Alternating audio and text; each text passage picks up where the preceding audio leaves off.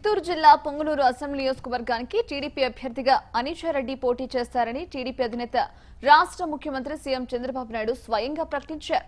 దీంతో నూతన కాల్వ అనీషారెడ్డి పేరు ఏపీ రాజకీయాల్లో హాట్ టాపిక్ గా మారింది.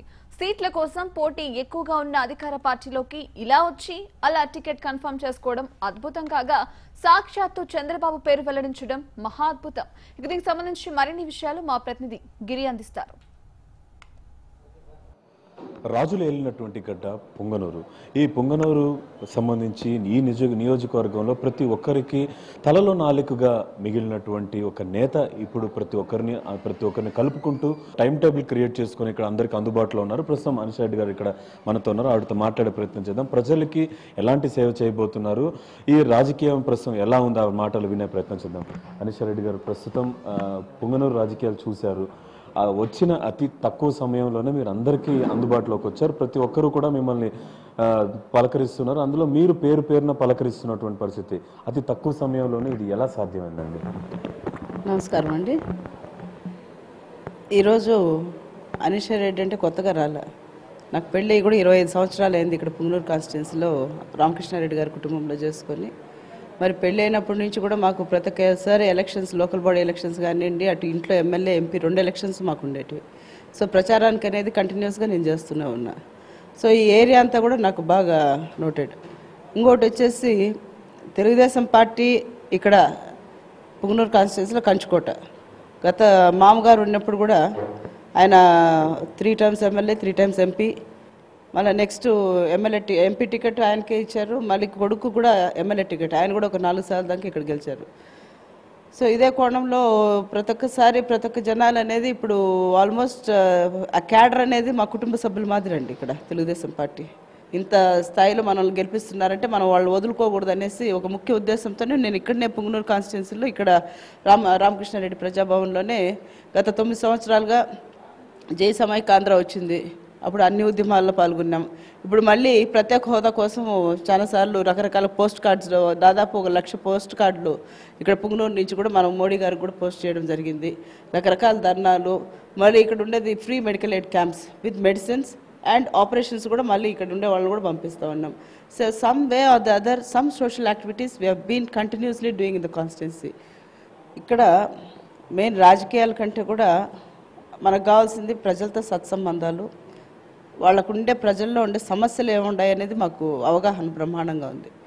అందుకోసం నేను డోర్ టు డోర్ క్యాంపెయినింగ్కి వెళ్ళినప్పుడు, ప్రతి ఇంటికి వెళ్ళినప్పుడు అక్కడ ఉండే మేమే ముందుగా అడుగుతున్నాం, ఎందుకు ఈ ఊర్లో శాంక్షన్ అయినాయి కదా రోడ్స్ ఎందుకు వేసుకోవడం లేదు, మరి ఎల్ఈడి లైట్ ఎందుకు వెలగడం లేదు, నీకు పెన్షన్ ఎందుకు రావడం లేదు తల్లి, వచ్చిండాలి కదా. సో ఈ విధంగా ప్రాబ్లం మేమే రైజ్ చేసి అడుగుతున్నాం క్యాంపెయినింగ్లో. So people are real interest, because ఎప్పుడైతే మనం వాళ్ళ ప్రాబ్లం మనం కనుక్కొని మనం అడగగలుగుతామో, ఓ ఈ వ్యక్తి కొత్త వ్యక్తి కాదు, అవగాహన లేని వ్యక్తి కాదనేసి వాళ్ళకు కూడా కాన్ఫిడెన్స్ అనేది ఒక లీడర్ పైన ఇది వస్తుంది, confidence.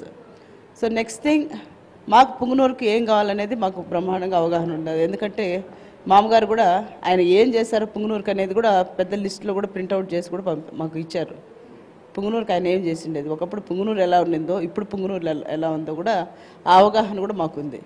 Punganur is a tamarind town, because when we go కంచికి వెళ్ళామంటే అదే పనిగా కంచికి వెళ్తాం, because Kanchi is famous for silk saris, something like that. So ఎవరైనా సరే పొంగనూరు అంటేనే టామరిన్ టౌన్ అనేసి అది ఒకటి హైలైట్ కావాలి మా పొంగనూరు గురించి. వాళ్ళకి ప్రాసెసింగ్ యూనిట్స్ కానివ్వండి, different we have to search for some good ideas where people are flexibly వాళ్ళ ఆర్థికంగా కూడా ఇంకా బ్రహ్మాండంగా ఎదగచ్చు. ఇంకోటి వచ్చేసి మాకు రోడ్ కనెక్టివిటీస్ కూడా ఆల్రెడీ సీఎం గారి దృష్టిలో కూడా ఉండదు.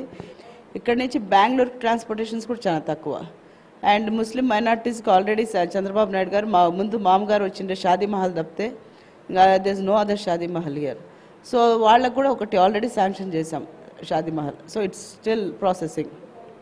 సో వీ హ్యావ్ ఒక మొత్తం 24 దీంట్లో పాయింట్స్లో మాకు పొంగనూరుకి ఏమేమి కావాలంటే సీఎం గారు సుముఖంగా ఖచ్చితంగా చేస్తాను తల్లి, బట్ మీరు ఇచ్చిండేది లాస్ట్ మూమెంట్లో నువ్వు తయారు చేసి ఇచ్చావు. బికాస్ నాకు కూడా 3 months బిఫోర్ నాకు ఇచ్చారు.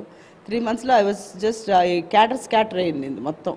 ఒక నిశ్శబ్దత అనేది ఈ పొంగనూరులో ఉన్నింది. సో అవన్నీ తీసుకొచ్చేసరికి నాకు కొంచెం టైం పట్టింది. బట్ లాస్ట్ 1 month నుంచి I was trying for all this. So ఖచ్చితంగా చంద్రబాబు నాయుడు గారు కూడా మంచి సుముఖంగా ఉంటారు. ఇప్పుడు హంద్రినివా నీళ్ళు వస్తున్నాయి కదా, సో అక్కడ పుంగమ్మ చెరువు పైన కట్టు ఉండదు, బ్రహ్మాండమైన కట్టు ఉండదు.